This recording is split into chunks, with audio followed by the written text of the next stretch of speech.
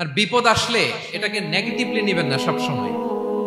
বিপদ আপদ এটা অনেক পজিটিভ ভালো জিনিস আমাদের জীবনে বয়ে নিয়ে আসে।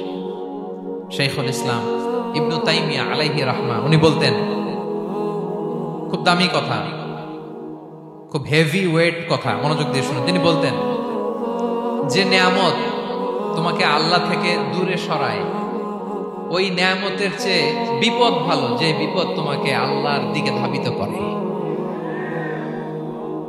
আই রিপিট, আমি আবারও বলি, যে নাজ নেয়ামত তোমাকে আল্লাহ থেকে দূরে সরিয়ে দেয়, সে নাজ নেয়ামতের চেয়ে ওই বিপদ আপদ ভালো যে বিপদ আপদ তোমাকে আল্লাহর কাছে টেনে নেয়। তাহলে বিপদ আপদ আসলে আপনি হতাশ হবেন, আর কখনো দুঃখ করবেন? মুয়ারের ভাইয়েরা, আর মন খারাপ করবেন? আপনি খেয়াল করে দেখেন, বিপদ আসলে আমরা আল্লাহরে ডাকি বেশি। যখন অসুস্থ আপনি খেয়াল করেন তো, আল্লাহ আল্লাহ তুমি ছাড়া বাঁচানোর কেউ নাই, আল্লাহ তুমি হেফাজত করো, আল্লাহ তুমি সুস্থ করে দাও। যখন লাইফ থ্রেট, আপনি গুম হয়ে যেতে পারেন, আপনার কারাবন্দী করতে পারে, এরকম একটা বিপদের মধ্যে আছেন, তখন খেয়াল করেন তো আল্লাহর সাথে আপনার কানেক্টিভিটি, রিলেশনশিপটা কতটা ডেভেলপ হয়। কারণ বিপদে পড়লে আমরা আল্লাহরে ডাকি বেশি।